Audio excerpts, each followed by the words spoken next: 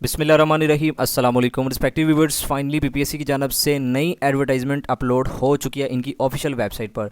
कोई ज़्यादा तादाद में इतनी जॉब्स की नहीं है, लेकिन कुछ ऐसी जॉब्स हैं जिनमें आप अप्लाई कर सकते हैं। ऑल ओवर द पंजाब के कैंडिडेट्स अप्लाई कर सकते हैं। तो जल्दी से मैं एडवर्टाइजमेंट को ओपन कर लेता हूँ। Advertisement number 11 2023।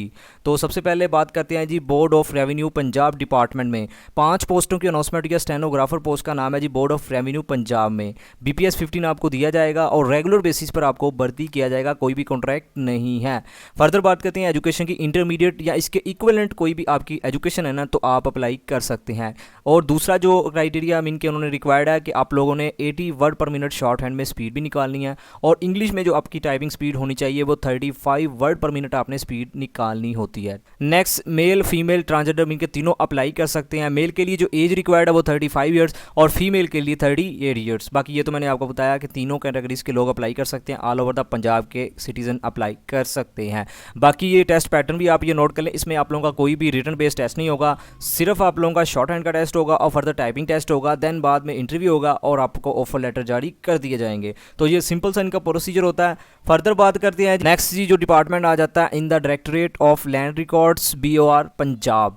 तो सबसे पहले बात करते हैं जी, इसमें 3 पोस्टों की अनाउंसमेंट या स्टेनोग्राफर BPS 15 आपको दिया जाएगा। ये भी रेगुलर बेसिस पर आपको भर्ती किया जाएगा। 12 साल आपकी इसमें भी तलीम रिक्वायर्ड है। इसमें जो शॉर्ट हैंड की स्पीड है ना वो 70 वर्ड पर मिनट आपने निकालनी है। बाकी जो इंग्लिश की है वो तो सेम ही है जैसे 35 वर्ड पर मिनट ऊपर रिक्वायर्ड थी। बाकी प्रोफिशिएंट इन MS ऑफिस मीन के MS ऑफिस से रिलेटेड भी आपको बेसिक नॉलेज होना चाहिए। नेक्स्ट, एज की बात कर लेते हैं। मेल के लिए 30 ईयर्स और फीमेल के लिए 33 ईयर्स। इसमें भी आप लोगों का सबसे पहले शॉर्ट हैंड का होगा, फर्दर टाइपिंग होगा और देन इंटरव्यू होगा और आप लोगों की सिलेक्शन हो जाएगी। कोई भी रिटन बेस्ड टेस्ट नहीं होगा। नेक्स्ट बात करते हैं जूनियर क्लर्क BPS 11 आपको दिया जाएगा और रेगुलर बेसिस पर आपको भर्ती किया जाएगा, कोई भी कॉन्ट्रैक्ट नहीं है। 8 पोस्टों की अनाउंसमेंट हुई है। 12 साल आपकी तलीम रिक्वायर्ड है और जो टाइपिंग स्पीड रिक्वायर्ड है ना, ये भी आप ये नोट कर लें, 35 वर्ड पर मिनट आपने स्पीड भी निकालनी है। ये बाद में प्रोसीजर होता है, लेकिन सबसे पहले आप लोगों का रिटन टेस्ट होगा, ये मैं आपको फर्दर बताने जा रहा हूँ। एज की बात कर लेते हैं। मेल के लिए 30 ईयर्स और फीमेल के लिए 33 years. All over the Punjab के मेल और फीमेल मीन के ट्रांसजेंडर तीनों कैटेगरीज के लोग अप्लाई कर सकते हैं। ये पेपर पैटर्न भी आप ये नोट कर लें, 90 मिनट्स का टाइम होगा और जो टोटल मार्क्स होंगे वो 100 होंगे। मीन के जो जनरल पोस्टों का होता है ना, जिनमें इंग्लिश, मैथमेटिक्स, इस्लामिक स्टडी, पाक स्टडी, GK वगैरह, जियोग्राफी, मैथमेटिक्स, करंट अफेयर्स का पार्ट होगा। इन तमाम सब्जेक्ट में से पेपर आएगा और देन आप लोगों का टाइपिंग टेस्ट होगा। नेक्स्ट आ जाता है पंजाब पब्लिक सर्विस कमीशन में जूनियर साइकोलॉजिस्ट BPS 17 आपको दिया जाएगा। एक पोस्ट की अनाउंसमेंट हुई है। मास्टर डिग्री अगर आपकी इन साइकोलॉजी में है ना, तो आप एलिजिबल अप्लाई कर सकते हैं। फर्दर ये मेल के लिए 37 ईयर्स और फीमेल के लिए 40 years. All over the Punjab के तीनों कैटेगरीज के लोग अप्लाई कर सकते हैं। और आप ये पेपर पैटर्न भी नोट कर लें, 80% जो पार्ट होगा वो होगा आप लोगों की क्वालिफिकेशन से रिलेटेड। फर्दर जो जनरल एबिलिटी का पार्ट होगा वो 20% होगा। ठीक है, तो ये एक पोस्ट है। फर्दर ये प्लानिंग एंड डेवलपमेंट बोर्ड आ जाता है। इसमें भी एक पोस्ट की अनाउंसमेंट है असिस्टेंट चीफ की और BPS 18 आपको दिया जाएगा। इसमें कॉन्ट्रैक्ट है ये 3 साल।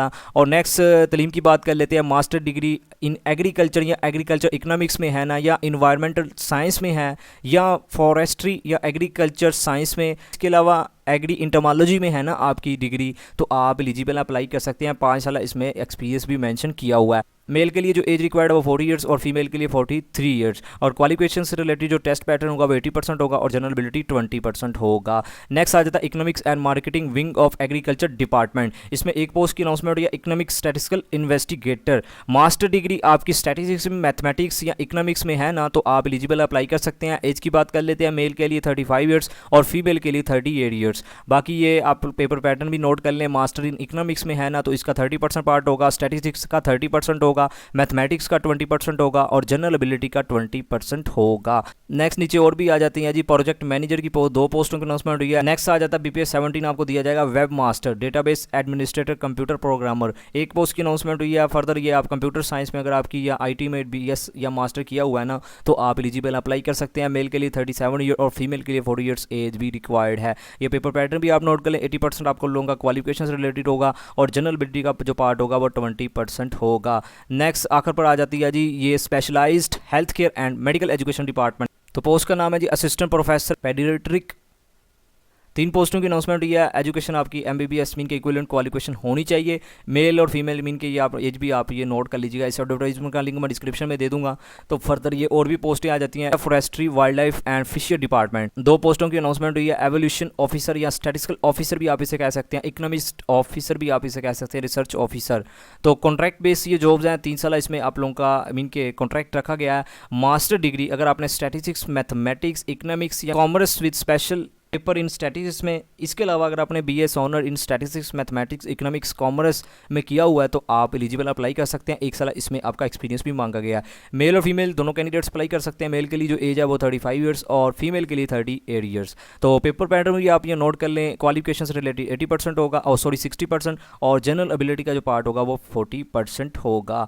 नेक्स्ट ज़कात एंड उशर डिपार्टमेंट, ये काफ़ी अच्छी अपॉर्चुनिटी है, लेकिन 2 पोस्टों की अनाउंसमेंट हुई है। डिस्ट्रिक्ट ज़कात ऑफिसर PPS 17 आपको दिया जाएगा। परमानेंट आपको भर्ती किया जाएगा। मास्टर डिग्री आपकी होनी चाहिए किसी भी सब्जेक्ट में, ठीक है, तो ये आप नोट कर लें। फर्दर एज की बात कर लेते हैं। मेल के लिए 35 ईयर्स और फीमेल के लिए 38 ईयर्स, ठीक है। ऑल ओवर द पंजाब के मेल और फीमेल ट्रांसजेंडर तीनों कैटेगरीज के लोग अप्लाई कर सकते हैं। इसमें भी आप लोगों का 1 पेपर MCQ होगा, लेकिन इसमें थोड़ी सी जो कंप्यूटर स्टडी से रिलेटेड मीन के पार्ट है ना, वो 25% होगा, ठीक है। बाकी जो दूसरे इंग्लिश, करंट अफेयर, मैथमेटिक्स, पाक स्टडी, इस्लामिक स्टडी 75 MCQ होंगे, और कंप्यूटर से रिलेटेड 25 होंगे। तो इस पोस्ट पर वही कैंडिडेट्स अप्लाई कीजिएगा जो ऑलरेडी मीन की तैयारी कर रहे हैं या जो जॉब कर रहे हैं मीन के गवर्नमेंट सेक्टर में ग्रेड 16 के तौर पर, तो वो लाजमी इस अपॉर्चुनिटी को अवेल कीजिएगा, क्योंकि इसमें कंपटीशन ज़्यादा होगा। बाकी जो जिन्होंने अभी नई प्रिपरेशन स्टार्ट की है ना, तो वो इसमें अप्लाई मत कीजिएगा। तो इसके अलावा फर्दर जो ऊपर पोस्टें मैंने आपके साथ शेयर की हैं जूनियर कलर की स्टेनोग्राफर के वाले से, तो उसमें जो कैंडिडेट्स एलिजिबल हैं तो आपने उसमें भी लाजमी अप्लाई करना है। फर्दर मोस्ट इंपॉर्टेंट कि आपने कैसे अप्लाई करना है, आपने ऑनलाइन अप्लाई करना है PPSC की ऑफिशियल वेबसाइट के थ्रू, ठीक है। इधर से आकर तो इधर अप्लाई ऑनलाइन पर क्लिक करेंगे। मैं उम्मीद करता हूँ आपको तमाम जो नेक्स्ट प्रोसीजर है पता ही होगा। लास्ट डेट भी आप ये नोट कर लें, 1 सितंबर 2023 है जी लास्ट डेट अप्लाई करने की।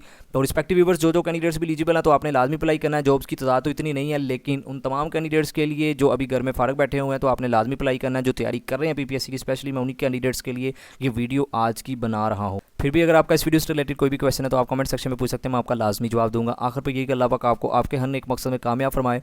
अल्लाह पाक हम सब पर अपनी रहमत का नुज़ूल फरमाए। Thank you for watching, take care, Allah हाफिज़।